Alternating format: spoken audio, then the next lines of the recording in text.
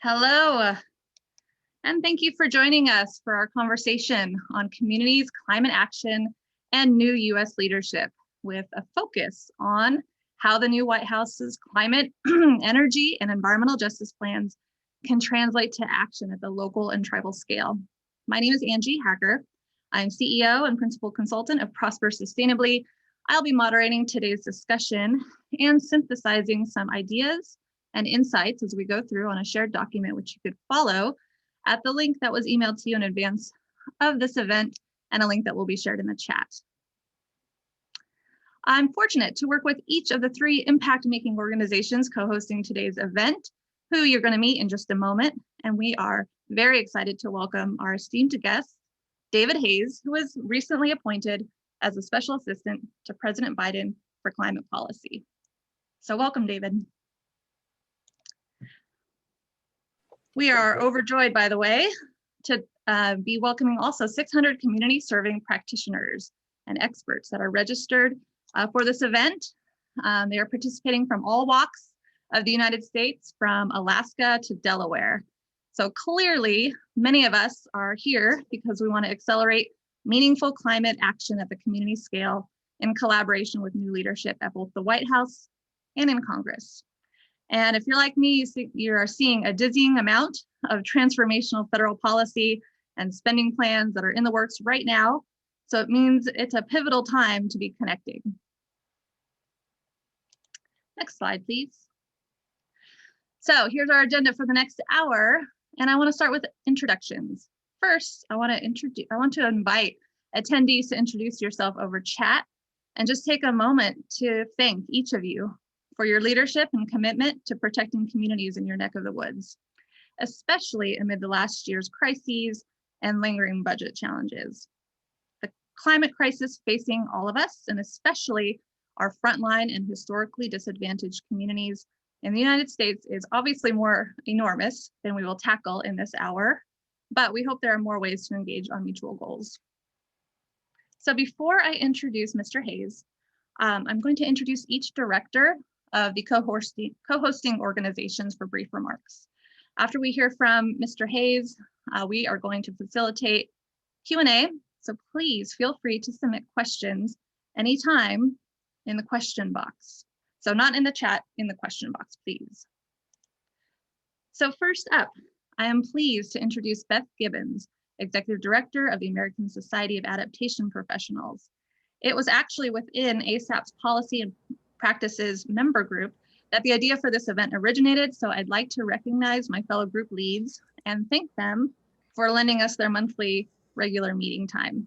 So John Phillips, Josh Foster, Anna McGinn, Joel Smith, who you'll hear from in a little bit, Gavin Dillingham, Jason Lady, and Hannah Tyker, as well as the stellar staff at ASAP, Rachel Jacobson and Brianna Nels. Okay, take it away, Beth. Awesome. Thank you so much, Angie. I really appreciate that tee up and appreciate so much what you put together here. As Angie said, I'm the Executive Director at the American Society of Adaptation Professionals, and I'm located on land that belongs to the Anishinaabe, including the Ottawa, Ojibwa, and Potawatomi people, and the Wyandot, which is currently identified as the city of Ypsilanti, Michigan. ASAP connects and supports climate change adaptation and resilience professionals to advance innovative and just adaptation solutions throughout North America. We believe that climate change is a real and a serious danger to all sectors and systems, and that adaptation and resilience build stronger, more prepared communities, ecosystems, and economies, and that equity and environmental justice must be centered in all the work that adaptation professionals do. Successful adaptation requires holistic thinking and coordination from the federal down to the local level and across multiple sectors and disciplines.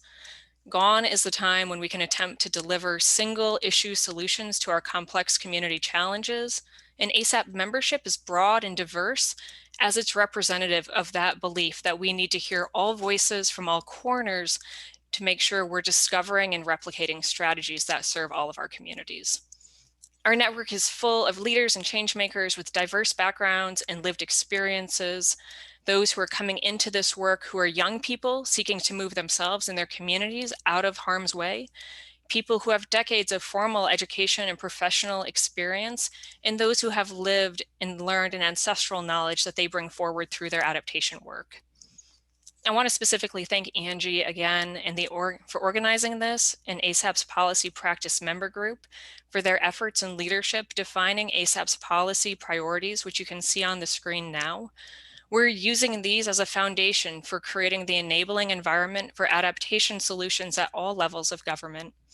And we believe that through supporting and connecting adaptation professionals, we can accelerate practice and bring forward a more just and equitable future. And we're really looking forward to working with the Biden-Harris administration to accelerate this important work together. So thank you, David, so much for joining us today. Okay, thank you so much, Beth. We're going to move now to Dr. Shasta Gaughan. She's the Tribal Historic Preservation Officer and Environmental Director of the Paula Band of Mission Indians, which administers the Tribal Climate Health Project, one of the co-hosts of this event, for which I actually serve as a lead consultant. So Shasta, up to you. Thank you, Angie, and thank you everyone for joining us today. I'm very excited to be here. As Angie said, I am Shasta Gaughan. I am the Environmental Director, Tribal Historic Preservation Officer for the Paula Band of Mission Indians, and the Director of the Tribal Climate Health Project. We've been working on this project with Angie and Prosper Sustainably as our consultants since 2016. And it's very exciting that we've been able to develop this national federally funded capacity building program. And Paula is the lead, Prosper is our partner, but our goal is to be able to develop a plan and a program for all tribes throughout the United States to be able to participate in and to learn from. We've been fortunate that over the last 4 years, when funding was a little bit harder to come by when it came to climate initiatives, that we have been able to benefit from EPA funding, Bureau of Indian Affairs, and the National Indian Health Board through their funding partnership with the CDC.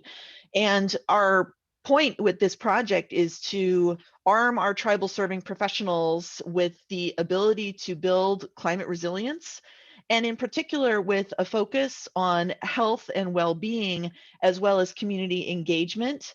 And we are attempting to make that easier for tribes through providing them with resources, teaching, training, so that all tribes can develop a vulnerability assessment and then an adaptation plan. And working together, we are able to build everybody's capacity to adapt to climate change. And it's my honor to be here today and speaking to you from the territory of the Payom-Coachum people in what the colonizers named San Diego in California, and looking forward to our presentation today with David Hayes.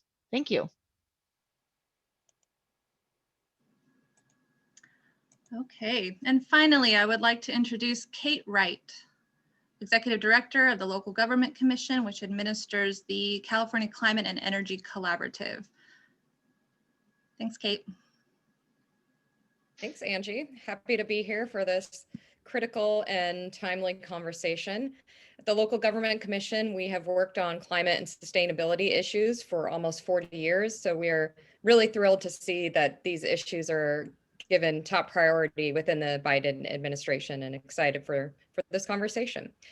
The Local Government Commission is a national organization based in California and run by and for local policymakers. We support over 700 leaders through events, technical assistance, and policy guidance.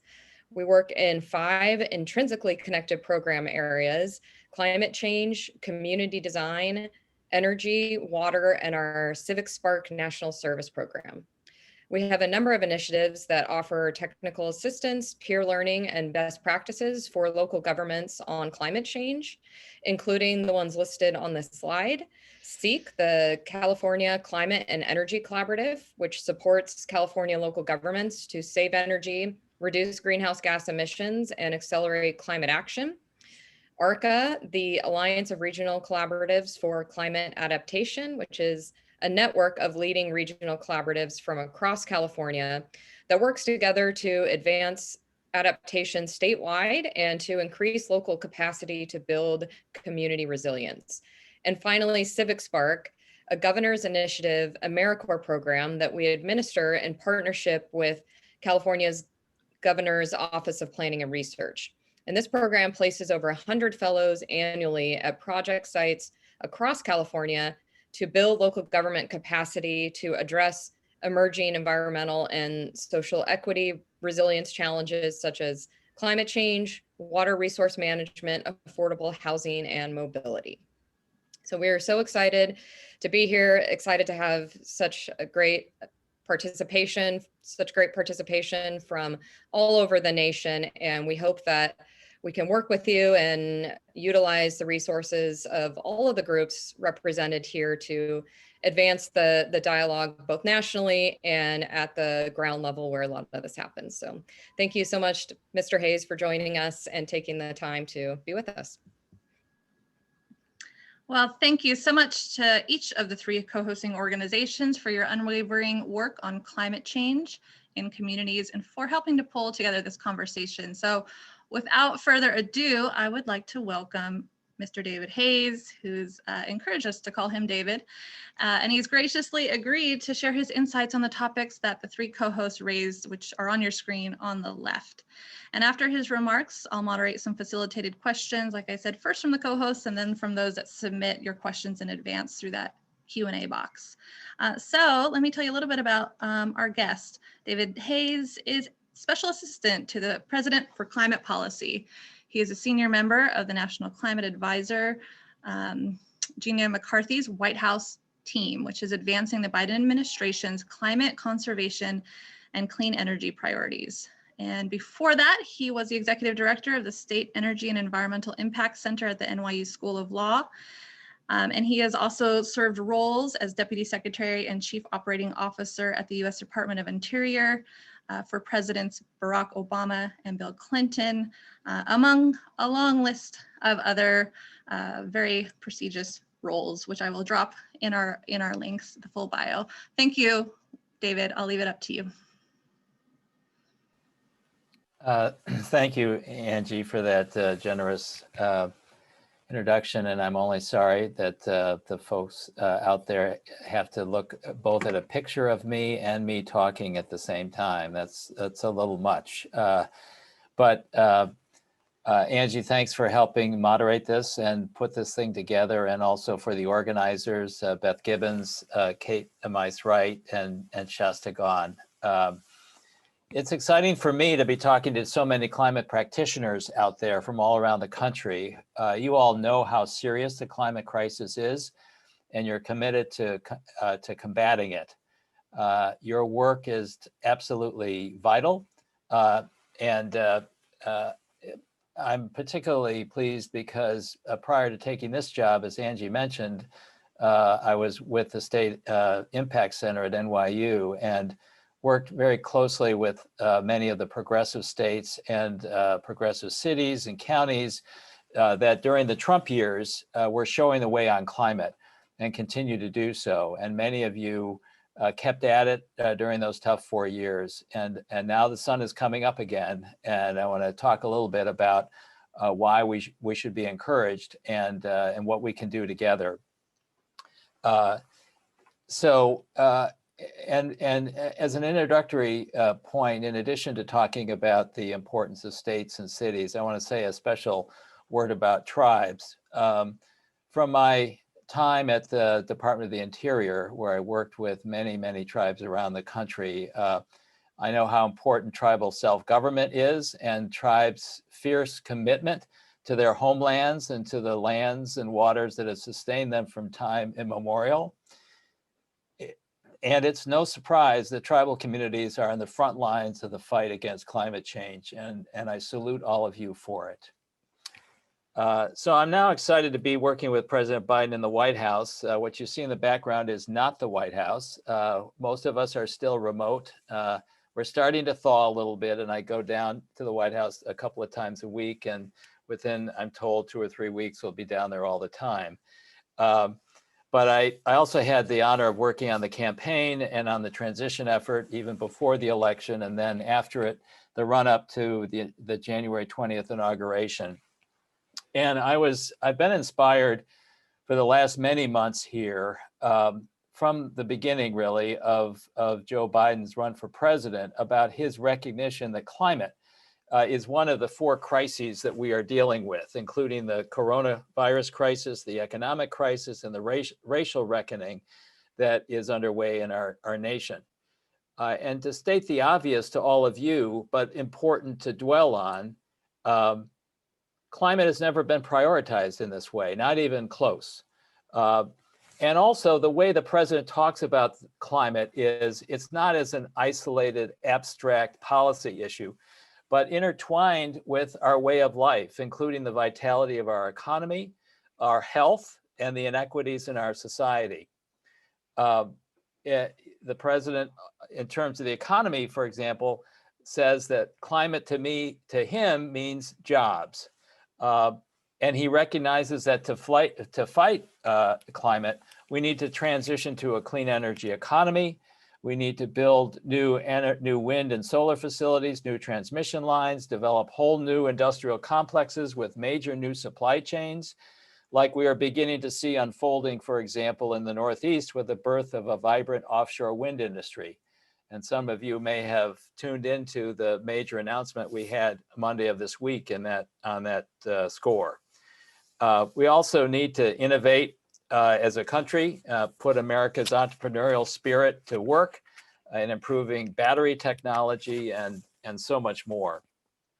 And while we transition to a clean energy society, we need to address the inequities that are all around us. And that is something else that the president has done with climate, is embedded climate in the broader societal needs.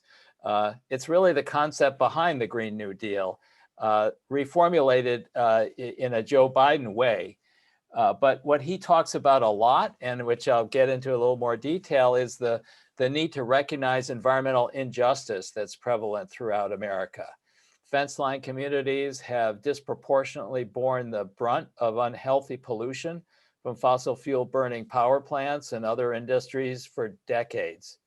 And that's simply unacceptable. We need to stop that pollution while ensuring that the next wave of economic opportunity associated with clean energy benefits those communities too. And we need to lend a hand to the coal and other distressed communities that help build America, but are now suffering with job losses and lack of opportunity. We cannot leave them behind. We owe it to them. And you'll see that's part of the president's climate plan too. And finally, we need to acknowledge and address the serious impacts that climate is having on us. This is the work that many of you are so focused on. You know more than most, and perhaps more than any, how our coasts are being battered by rising seas and storm surges, how climate-infused hurricanes and other severe weather events, historic floods, hard freezes, heat waves, and droughts that lead to catastrophic wildfires, they're sickening and killing Americans and our friends all around the world. So the climate issue is more than just climate. It's about our health, our livelihood, our very society. And the president has recognized that from the start. And when I say the start of his administration, because on day one, President Obama issued an executive order that focused on climate. It took on, as promised, the worst of the Trump anti-climate rollbacks. It ordered that the EPA reinstate controls on oil and gas methane emissions, that EPA go back and revisit the oil and truck mileage standards that had been weakened by President Trump, that it go back and reinstate energy efficiency requirements on our appliances. And in fact, it required all agencies to look at literally every decision that had been made in the Trump administration and revisit them with an eye toward whether they need to be reversed or not. It also, this is very important for many of the tribal representatives on the call, it called for the restoration of our national monuments. And next week, Secretary Haaland of the Interior Department is going to Utah to do a promised consultation with state officials and a government-to-government consultation with the tribes involved in Bears Ears National Monument, with then a report going to the president regarding the potential restoration of those national monuments. It also stopped the development of oil and gas in the Arctic National Wildlife Refuge, revoked the permit for the Keystone Pipeline, and put back into consideration for rulemakings the social cost of carbon so that climate costs would be taken into account for regulatory activities. So that was day one. 7 days later, a second executive order came out, even more comprehensive, focused on climate. That executive order on the 27th of January put climate at the center of US foreign policy and national security. On day one, he had agreed to go back into Paris. This executive order set up, for example, the Leaders Summit that the president will be hosting on Earth Day later this month with climate leaders from around the world, hosted by Special Climate Envoy John Kerry, with whom we work very closely. That executive order also established my office, the Climate Office in the White House, headed up by National Climate Advisor Gina McCarthy and Deputy Ali Zaidi. And it established the National Climate Task Force, a cabinet level task force chaired by National Climate Advisor Gina McCarthy that brings a whole of government approach to climate. This is really remarkable. I've been in the government before, in the Clinton administration, the Obama administration. Never have I seen an effort as comprehensive as this to bring all the agencies into climate issues because they're all involved. Climate, again, is not the province of EPA and Interior and the Department of Energy only. No, it's a health issue. So it's the health, it's the Department of Health and Human Services has to be involved. It's also an issue that affects our Defense Department. And by the way, the Defense Department can help us with clean energy on the other side of the coin. And that executive order also laid out a number of specific policies to be pursued out of the White House, out of the Climate Office, in which I'm honored to be part of, including things like organize the federal buying power to help lift up the renewable energy industry, get more clean energy from public lands and offshore waters. And I mentioned that announcement on Monday, where we now have a goal of getting 30,000 megawatts of new clean energy from offshore, including the offshore Atlantic and the offshore Pacific. Putting a pause on oil and gas development on public lands. We're going to have a report here in a couple of months from the Interior Department to reform the entire oil and gas program that the federal government operates, because it's been it's been a giveaway basically, and is not protective of our public lands and our environmental ethics. Ending fossil fuel subsidies. Pertinent to many of you, requiring federal agencies to adopt climate action plans, getting back that muscle memory that has been lost in the last 4 years, and having federal agencies identify vulnerabilities to their mission areas and develop the climate plans, much as many of your jurisdictions are doing, your tribes are doing, your local governments are doing for your own interests.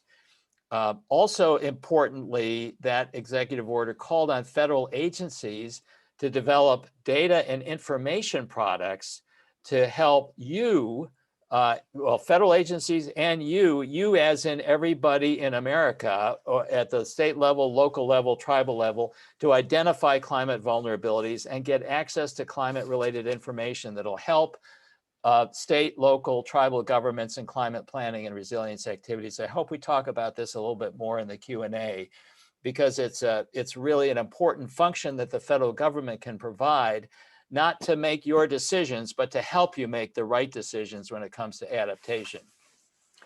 Also, that executive order called for the creation of a civilian climate corps, which is very exciting, and I'm sure many of you have been are interested to learn more about this.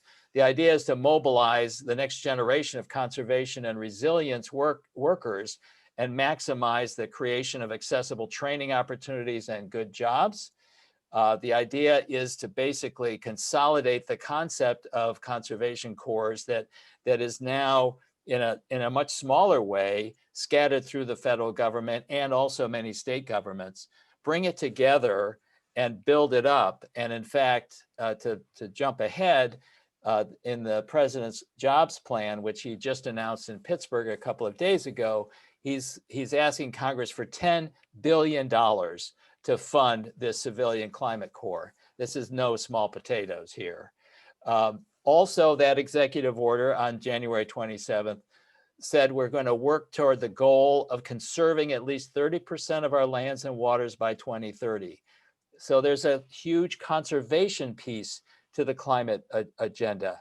And a report will be coming out later this month as required under that executive order that's going to lay out some principles for how we should approach this audacious goal of conserving 30% of our lands and 30% of our waters for conservation. And you're going to really like that report when it comes out, because it's going to focus on the fact that this has got to be a bottom-up approach for this to work. And the notion being that we have to have a people-centered approach to how to provide access to all for the outdoors, to expand access for hunting and fishing, to address the racial and economic disparities in access to nature, and most importantly, to support locally led and locally designed conservation efforts. We're going to have, and already have had, a lot of outreach under the 30 by 30 plan. I hope we talk some more about that as well. But the focus is going to be on locally adopted conservation approaches, voluntary efforts from private landowners. We're going to honor tribal sovereignty and support the priorities of tribal nations in this process, and develop conservation tools that create jobs, power economies, improve public health. So this is a very important initiative for many of you who are on this webinar. I'm almost done here, but this is the very meaty executive order. If you haven't read it, you should, January 27th. The other piece of this executive order gets to the equity point and the distressed communities point of not leaving any communities behind. In terms of the distressed communities, the executive order set up an interagency working group on coal and power plant communities and economic revitalization. A report is going to come out soon, literally within a week or two on that. And also environmental justice. A White House Environmental Justice Interagency Council was set up. And as you may have heard on Monday, the first ever White House Environmental Justice Advisory Council meeting they had their first meeting on Monday. That was announced, the membership of that EJ Council, Special White House EJ Council. So let me just say a couple more words and then open it up. Some of you may say, well, these are all nice words, but what's really behind it? And what you heard from the president in Pittsburgh on Wednesday is there's a lot behind this, that we're not done just using the current resources that we have through current programs, current budgets, et cetera. The president had just announced a very bold American jobs plan that focuses on investing in American infrastructure to revitalize our economy, and among other things, address the climate crisis as a key portion and principle behind the jobs plan. And I invite you to go on the White House website and take a look at the extensive fact sheet, 25 pages long, single-spaced, that outlines a number of the elements of this infrastructure program. And what you're going to find in it is that climate is shot through the entire infrastructure initiative. And to bring it home to many of you who are focused on adaptation and resilience issues, there's a recognition that nature-based infrastructure is a key part of America's infrastructure. And while we need to adapt our physical infrastructure to the climate crisis and be smart in how we plan for and deal with the reality that climate is impacting our coasts and our weather and our droughts, et cetera, our wildfires. In addition, if we invest in nature-based infrastructure, we can be have a more resilient landscape that helps communities and our ecosystems. And I'm going to read just one long paragraph from the fact sheet that illustrates what the president is saying here in this jobs plan. Here's the paragraph. The lead sentence is maximize the resilience of land and water resources to protect communities and the environment. President Biden's plan will protect and, where necessary, restore nature-based infrastructure, our lands, forests, wetlands, watersheds, and coast and ocean resources. Families and businesses throughout the U.S. rely on this infrastructure for their lives and livelihoods. President Biden is calling on Congress to invest in protection from extreme wildfires, coastal resilience to sea rise and hurricanes, support for agricultural resources and management and climate smart technology, and the protection and restoration of major land and water resources like Florida's Everglades and the Great Lakes.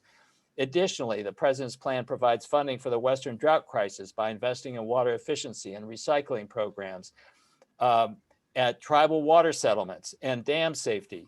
President Biden's plans will empower local leaders to shape these restoration and resilience project funds in line with the Outdoor Restoration Force Act. So I'll close here. And as you can tell, I hope the administration is moving out very aggressively on a very robust and historic climate agenda. We're using all the administrative tools we have in our toolbox to accelerate the transition to clean energy, to address harmful pollution and other environmental injustices, and push adaptation strategies across the board, including by building more resilient conventional infrastructure and recognizing and investing in nature-based infrastructure. Passage of this Jobs Act is a key ingredient in advancing this aggressive agenda, and we will look forward to your help and support on this. And I look forward to our discussion right now on all of these issues. Thank you very much. Thank you so much, David. And I just want to relay that I've heard from a lot of community climate practitioners that are genuinely excited about this administration's early appointments, statements, actions. It's clear that there are some very thoughtful and experienced climate leaders like you taking a forward-thinking and nuanced approach to climate change. So with that, I want to actually just get ourselves to our facilitated questions slide, if you don't mind, Serena, and encourage folks who haven't yet submitted a question to go ahead and please do that on the Q&A box. We have received some questions and we're going to be selecting from the ones we've received, but continue to submit them, please. We're going to go ahead and turn to our co-host first. So I would like to first welcome Joel Smith. Joel Smith is one of the members of the ASAP Policy Practices Group. He's a member of the ASAP group, and he's going to ask the first question on behalf of ASAP. He's an independent researcher with decades of work in adaptation, including with the IPCC. So Joel, do we have you with us? Angie, I'm going to kick it over to Beth. Joel let me know he had a call in, so he's not going to be able to ask. Okay, go ahead, Beth. All right. Well, first, I just want to say thank you, David. I think that was a great overview of what's happening. And I think that you opened the door for some places that everybody's like kind of eager to dive deeper into. And so the question that Joel wanted to have asked is, the Biden-Harris administration has set bold goals on mitigation to get us into net zero GHG by mid-century. Does the administration have plans to set targets or goals for adaptation, including defining what a well-adapted society looks like, determining a timeline for reaching that goal, and identifying how much it'll cost and who should pay? And as we think about those, how can ASAP be of assistance to the administration in setting those goals and planning for adaptation so that we can measure what we are doing and our success in achieving the goals? That's an excellent question. I will say that right now our primary focus has been on because we've re-entered Paris, and the international community has been identifying what our goals are to work with the international community to address the need to reduce greenhouse gas emissions. And as I mentioned, we have the Leaders Summit coming up on Earth Day, where the U.S. will be presenting a new NDC, nationally determined commitment, that identifies where, how much we are planning to reduce our greenhouse gas emissions by 2030, which is obviously the end of this decade. We're going to have a very aggressive goal. And that's been, frankly, our primary focus in terms of goals right now. The president has already said that he's going to go to zero climate electricity by 2035, which is phenomenal. And of course, we're looking to in addition to having a clean electricity grid, we're looking to electrify our vehicles as much as we can, et cetera. The adaptation piece is harder in some sense. I hesitate to say that because it's incredibly hard to figure out how, as an economy, we shift quickly enough to the clean energy side to be able to meet these aggressive goals of reducing greenhouse gas emissions. But you all know as professionals that the adaptation, we are learning as we go in adaptation, and there's no kind of one size fits all. Even on what you might a category of adaptation like coastal resilience, the menu of alternative ways to make our coast resilient is changes with geography, with culture, with community interests, et cetera. So we're gonna, and also precisely because it's place-based, we need to get from the ground up inputs into how best to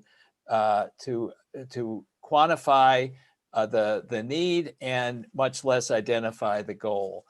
So we've got a lot more work to do collectively to get there. And the final point I guess I'll make is I mentioned that we're looking to have better data and better data sharing opportunities between the federal government and those of you on the ground. And I hope that'll provide a good vehicle for helping us aggregate up the needs and the approaches. Yeah, I think that space where we meet between the local knowledge and the experience and the just unparalleled kind of resource and role for the federal government to be playing is really important, that we keep these conversations open. I think I learned from the adaptation community and to a takeaway from the COVID crisis, so much can be handled at the local level, but strong federal leadership is irreplaceable. And so while we deeply respect the unique conditions in each place and that local experience, we are really looking forward to and seeking federal leadership and excited to meet you there so that we can find solutions and support them together. Sounds good to me. Yeah, I'll just mention parenthetically, I was on a call, I put together a call this week with a number of the key agencies dealing on coastal resilience issues. We had FEMA on the call, the Army Corps of Engineers, NOAA, Interior, Agriculture, and HUD, which of course has a huge portfolio here of grants. And it's clear that we can do way better in terms of providing leadership in the granting process, for example, to collect data, to tell the story. We need a clearinghouse basically to help share information. There's a lot to be done there, and we're excited to get started on that. We've only been in office 2 months, but we're anxious to get moving on the adaptation side. That's great. Thank you, Beth. Thank you, David. We're going to move on to Shasta with the Tribal Climate Health Project for her question. Thank you, Angie. And David, I have a complicated question for you that I'm actually going to try to simplify a little bit.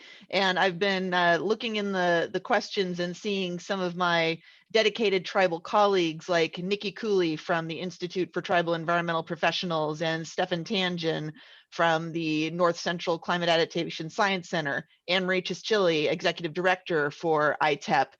And, and they have questions that go along with my question. And, we've gotten funding from the NIHB, from CDC, and we're trying to learn lessons from COVID-19 and be able to apply them to climate adaptation. And we know from the disparate impacts of COVID-19 that there are specific barriers that tribes face in terms of access to healthcare, housing, broadband internet services, clean water. That led to disproportionate COVID illness and death, both in urban and rural native populations.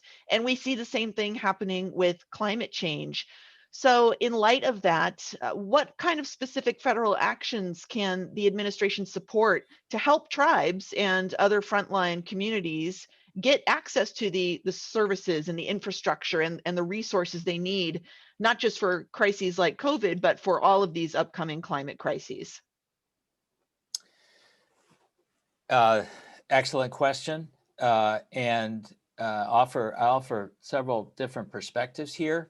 And this is an area where we hope to use the whole of government approach, which I mentioned before, to good benefit. And it's particularly important here because, as you know, and as your question infers, there's not one department or one agency on the federal side that's the answer. It's several working together, hopefully, with tribes and identifying the needs and opportunities. But a few data points I'll mention.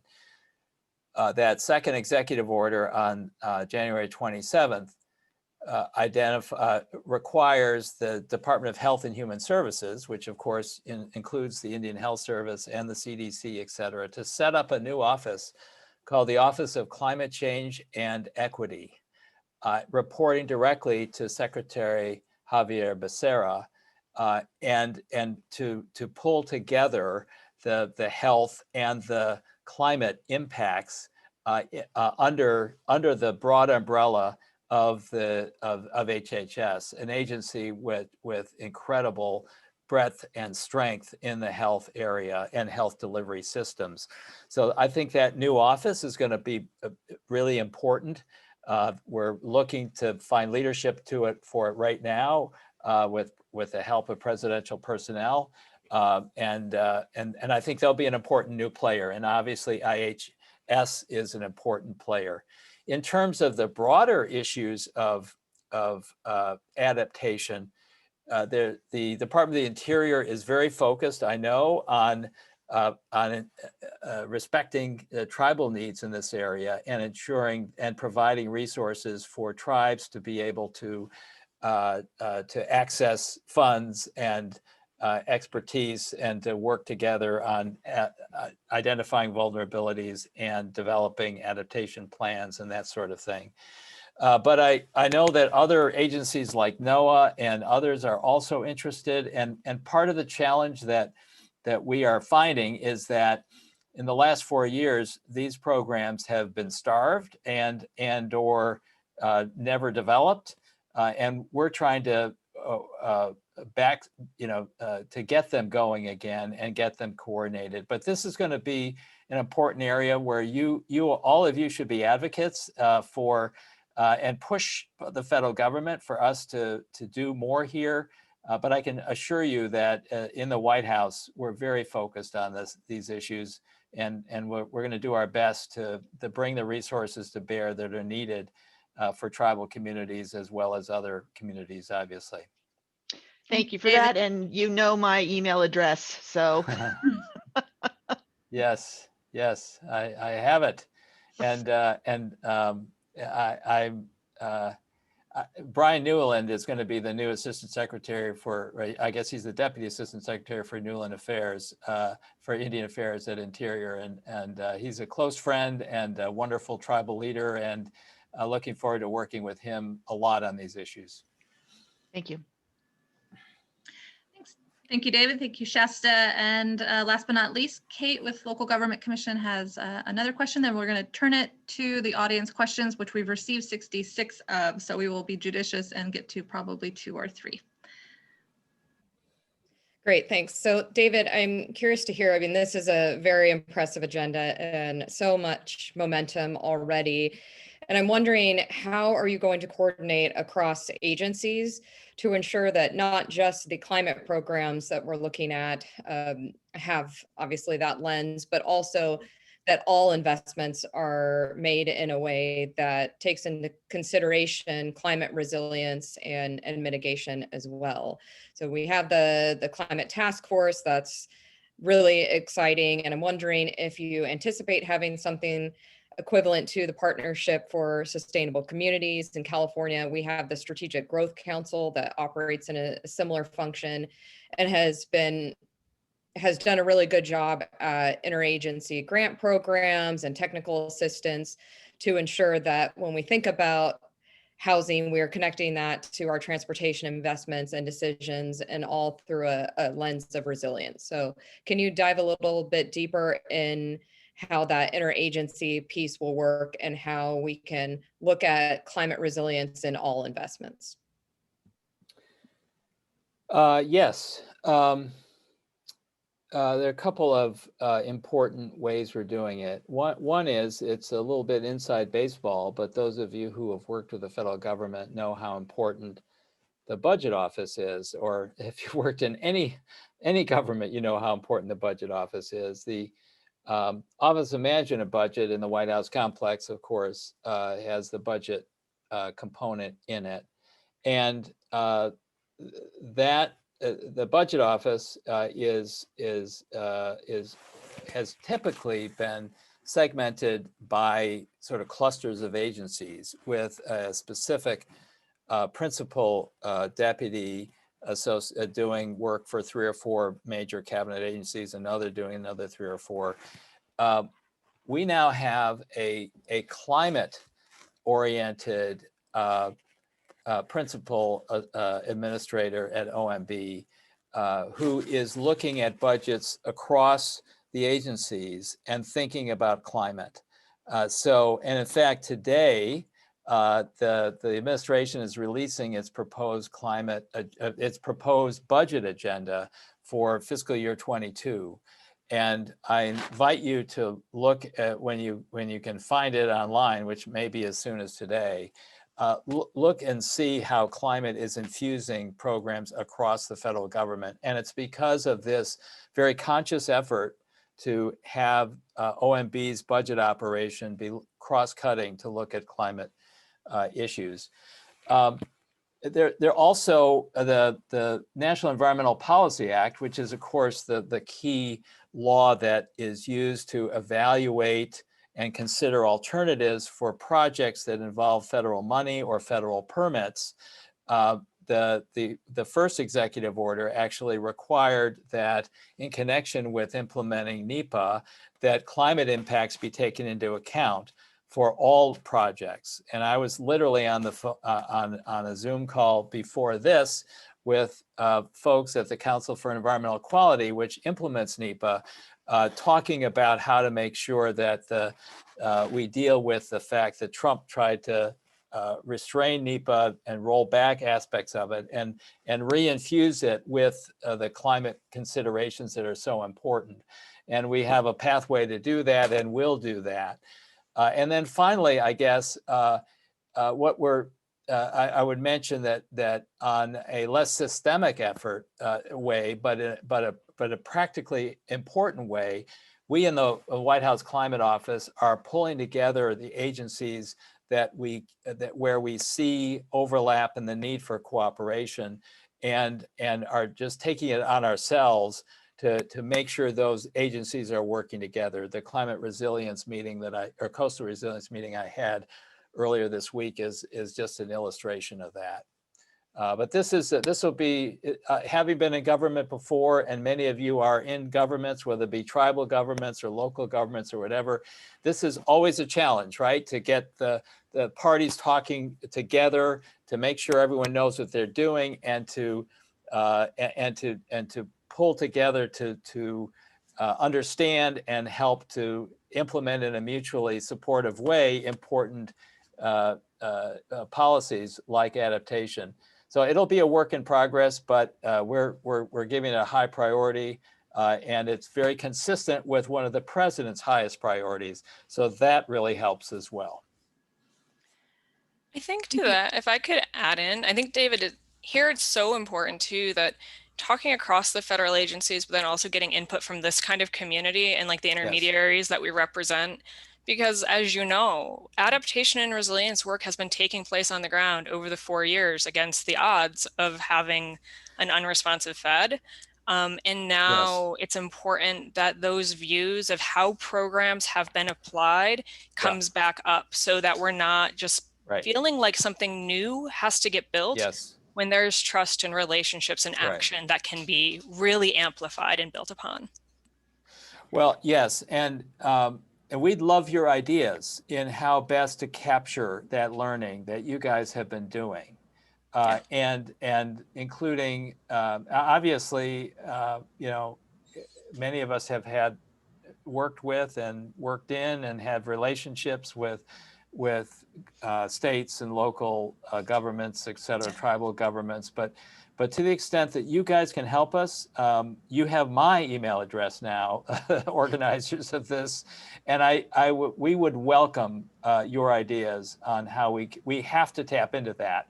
And as it is, you know, a lot of the federal funding is not just is really grants to the states and working out there. So how do we use that mechanism to help you and help others understand what's working and what is not?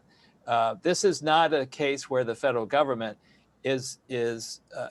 can ever be or should be sort of the telling people what to do. It's more hopefully facilitating it, and that means getting the information flowing up as you're pointing out. So we want your ideas in that respect, please. You know, let's keep on that topic because a bunch of people in the question box are on that and they really want to see some continued engagement there. And people are asking, you know, Susie Moser, Tonya Graham, several people, more specifically, how can we share those ideas? Thank you for offering your email address. You're amazing. What specific ways, what channels are there that we can help inform this process as communities? Well, I'll offer a few thoughts, and this is something we should have some follow up on with the organizers here of this terrific event. I think, you know, one of the agencies that is really extremely good in terms of and set up well to help facilitate a back and forth is NOAA in the Department of Commerce. NOAA, because of their science focus and the fact that Weather Service is there, et cetera, they are really up on climate issues and very involved in adaptation efforts. And in this recent conversation I was having with them, you know, their phones are ringing off the hook, which is a good thing. They're getting questions from many of you, et cetera. They're seen as an important collaborator on these issues. So the executive order calls out NOAA actually to help on providing information products on resilience and adaptation issues. So we're going to be looking to NOAA to have a big role in this. But also, you know, the Agriculture Department has these climate hubs that are going to get a lot more funding now in the next budget. The Department of Interior has landscape conservation cooperatives backed by regional science centers that I helped set up in the early Obama years. These organizations are going to spring back to life. And they're also, I think, very useful mechanisms to help share information on a regional and local level. I think we have to use all these tools because it's not like one collaboration here. It's got to be, we've got to have a lot of activity and back and forth happening. Thank you, David. And actually, Serena, if you could get us to the next slide. A lot of people are asking for certain things. Yes, the slides, the recordings will all be available, and the chat will also be available too, because a lot of people have good comments in the chat. I'm also going to be sending David all of the questions we've received, which are now up to 74. So he will hear what you have asked, even if we didn't get to everything. But I do hope most of those questions were asked within the other questions. And I do think maybe the big thing to sort of highlight here is there's so much appetite for continued collaboration, and it's often, you know, I'm hearing from lots and lots of folks in the questions, sometimes it's difficult just to know who to speak with, even though it's so natural and necessary for us to connect. And is there some way it sounds like NOAA is one, perhaps one way, and if we debrief, perhaps we can come up with other solutions. Well, there's one other important thing that will happen soon, which is we will have a resilience director appointed soon in the Council for Environmental Quality, CEQ, which is affiliated with the White House. So that person it'll be his or her job to help, to be a focal point for this. And as soon as that, you know, we're still hiring up here. we're all of 2+ months into this, and it's been a whirlwind. But I know that we're in the final stages of selecting that resilience director. So that person will be the logical person. I'd love to be it myself, but I can't. I mean, I'm working on, you know, the entire portfolio of climate issues, and I have a natural draw toward the resilience piece because of my conservation-oriented background. But I'm also spending a lot of time talking about transmission lines and hydrogen and all kinds of stuff. But we'll get that information out as soon as the director is appointed, and I think that'll provide the natural glue here that will help our conversation continue. Well, thank you, David. And so I think that summarizes some of the key points of today, where we really are just landing on, there's so much to discuss. We are so grateful for your time. You are so busy, and we very much appreciate you spending the time with us. And if we could just find a way to make the link with all of this interest and all of this expertise and experience with the right folks at the federal government, we can align with some important mutual goals and really move communities further faster. And so I just want to say a few words about the final, about staying connected. And Serena, if you can go to the next slide. If folks do want to connect with Local Government Commission, there are several ways to do that. That's also in the live notes. All the links are in the live notes, and you will receive these slides with live links. The Tribal Climate Health Project also invites you to join their listserv and an event on tribal well-being adaptation, which is happening later on this month. And ASAP invites you to join the policy practice group and to join as a member. And finally, I just want to say thank you to everybody and invite David to provide any final remarks about our conversation today. I just want to thank the organizers for this this webinar opportunity, and it's nice to virtually meet all of you out there, and I hope you will support the president. I know you believe in these issues, but in particular, obviously the jobs plan that was announced on Wednesday. We need the Congress's help here to strengthen the authority and to provide the funding needed for all of this work, and with resilience and adaptation being an important pillar of it. So I hope you can support the agenda. And thanks again for having me. It's a pleasure to step out for an hour here and spend time with you. We're hearing there's trouble in the Capitol today, so please stay safe, and we really appreciate your time. Thank you to all the co-hosts, and thank you so much to all of the attendees. We will be following up for those that are registered with some information about how we might continue the conversation. Have a great day, everybody. Thanks, Thank you. Angie. Thank you, David. Bye.